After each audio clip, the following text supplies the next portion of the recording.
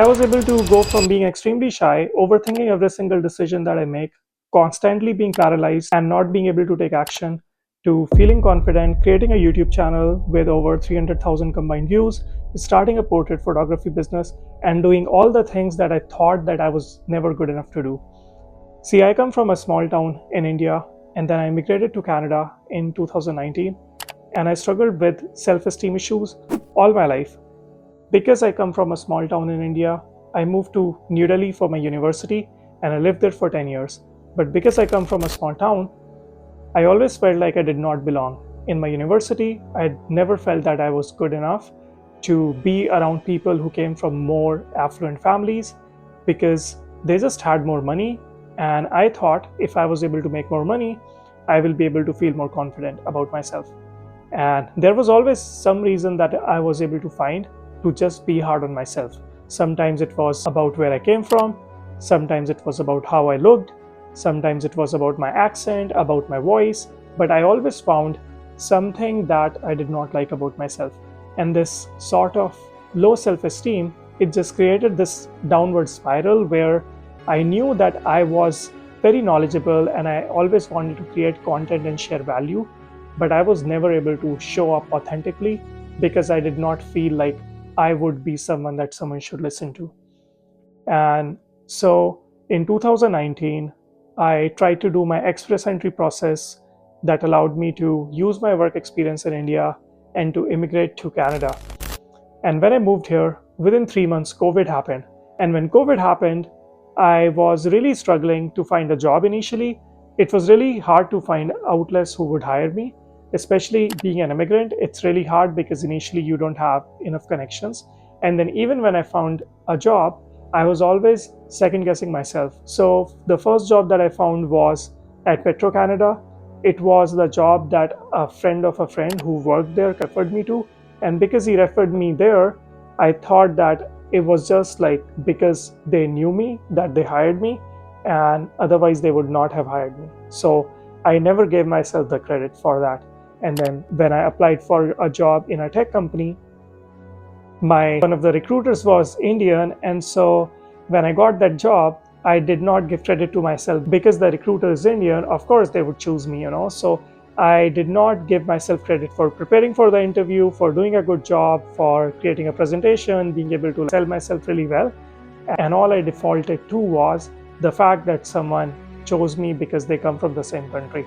And I found myself having this recurring theme of always being hard on myself and not giving myself credit. But then anytime anything bad happened, seeing it as a reflection of who I was. And this theme kind of followed me almost all my life. And everything changed in 2022. And this was a really pivotal moment in my life. And the reason it was pivotal was because till that point, I always knew I wanted to create content. I always knew I wanted to share value to people. I was really good at researching. So everything that I learned, I felt compelled to help. So when I immigrated in 2019, I wanted to initially create a YouTube channel and document my journey and share my experience of being an immigrant and the things that I learned with other people. But I could just not get myself to do it. When I moved here, I bought a camera, I bought a tripod, and I was like, I'm going to be a YouTuber and I'm going to share my experience.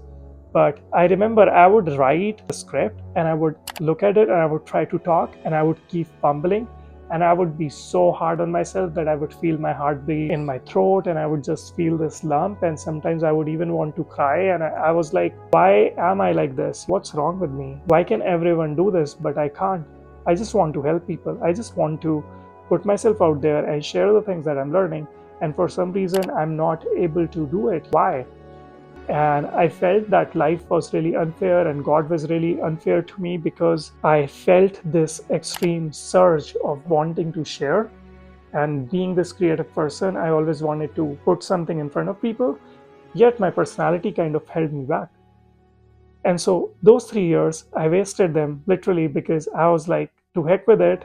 I'm just not one of those people who can create content. And it's fine, honestly. I just accepted it. And in 2022, something really interesting happened. This is what changed everything for me. And I wonder if this can help you.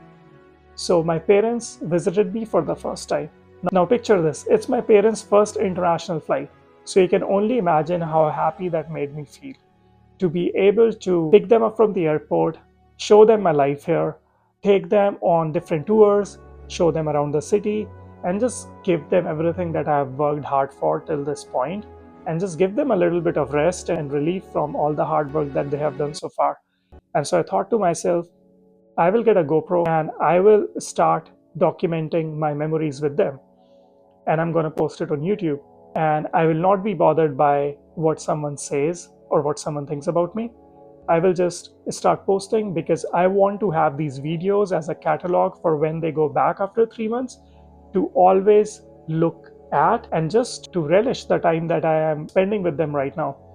And when I veered from that mindset and I started creating content for me and not for other people, it just allowed me to be more authentic on camera. And I noticed right off the bat, a lot of videos started getting views.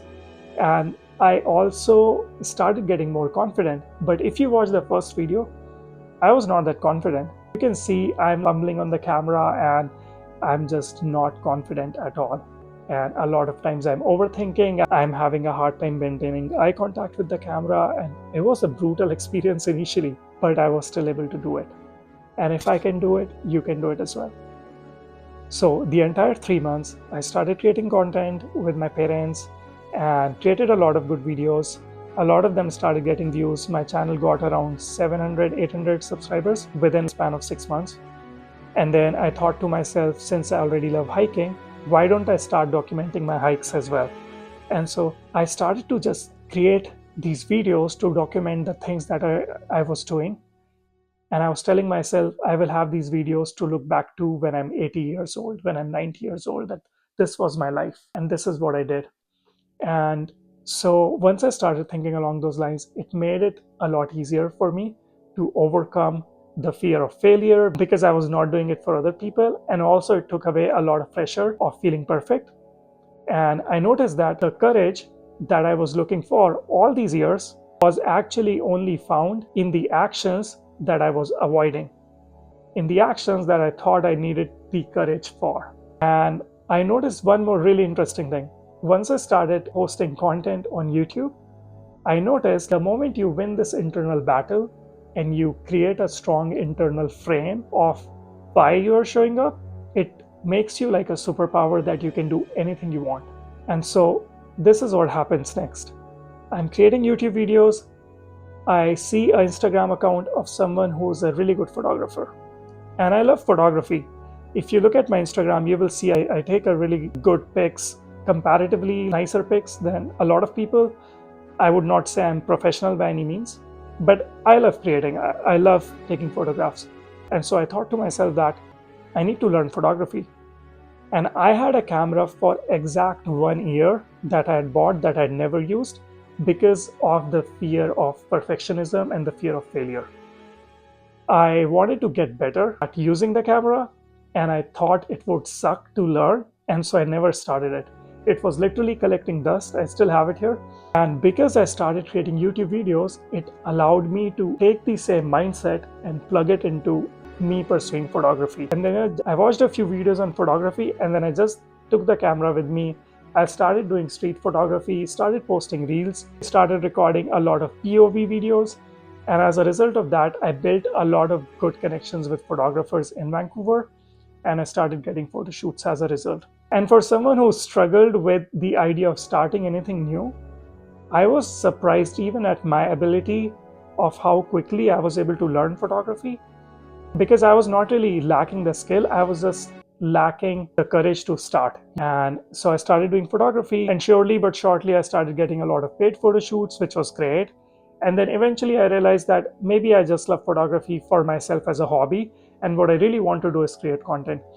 And so I stuck to creating YouTube videos, and although I still do photography on the side, but more as a passion. Now, I had been working a tech job all this time, but I frankly don't enjoy working a 9 to 5. I just don't feel like I'm meant for it. I feel that I'm compelled to create, and I'm compelled to share value, and I'm compelled to share things I learn and my learnings in life. And so I always wanted to create content. And because of this, I started taking a life coaching course. It's more like a holistic mindset coaching course. and I am currently still enrolled in it, and I learned something really powerful. All the things that I was learning by myself in the last 5 years of quitting, not starting, and then eventually getting better at things, I noticed it would have been so much easier had I started working with a mindset and life coach early on in my life. Because although when my parents came here, that allowed me to come up with the insight to create content for myself, had I been working with a life coach or a mindset coach before, I would have gained the same insights through the open ended questions that a mindset coach asks you to come up with the answers and help you overcome the internal blocks. So, this has been my life so far, and I'm really proud of myself for what I've accomplished. I'm by no means content guru with millions of followers, and I by no means have the secret strategy or a free guide or a secret toolkit that's going to help you feel confident in one day. But what I can tell you is if we work together, I can ask you open ended questions and we can go really deep. Like the first few sessions, we can go really deep into figuring out what is exactly stopping you. We will go deep into the systems of what's actually stopping you from posting content. And we will do the deep work of fixing the root cause of it, and then everything else, I promise you, will be much easier. The reason that I get so much joy sharing that is because I know that I'm no different from anyone else. Because let's take example of Stephanie. I will link the video here so you can watch it, and I will also add it to the end of the video. So if you want to finish this video and watch it at the end, you can do that as well. So Stephanie is a career coach, and I have been working with her for the last 3 months. She used to create reels on Instagram, and then for some reason, she saw all these creators creating extremely edited reels, and that just demotivated her, and she did not post a single piece of content for 5 years. Imagine what her life could have been like if she were posting consistently for those 5 years. What kind of following and clients would she have made? But the reason she was not posting was because she was comparing herself to all the other people, and she felt that she needed to be extremely good at creating content in order to show up. So when we started working together, we went over a lot of internal struggles and things that were keeping her stuck. We worked through those, and then we moved on to the content strategy part. But we did not start there for at least 1.5 months. And so this is kind of the way that I like to work, because I understand for people like us who have some deeper issues that prevent us from starting, we don't need a perfect strategy. We just need someone to help us get unstuck to actually start. And once you are able to start, you're just off to the rails. You won't even need anyone. You would be able to create. So I hope my story gives you a little bit of context as to why it's possible for you to create content. If you'd like to work with me, there's a link in the description, although no pressure at all. Subscribe to the channel, and I'll see you in the next video.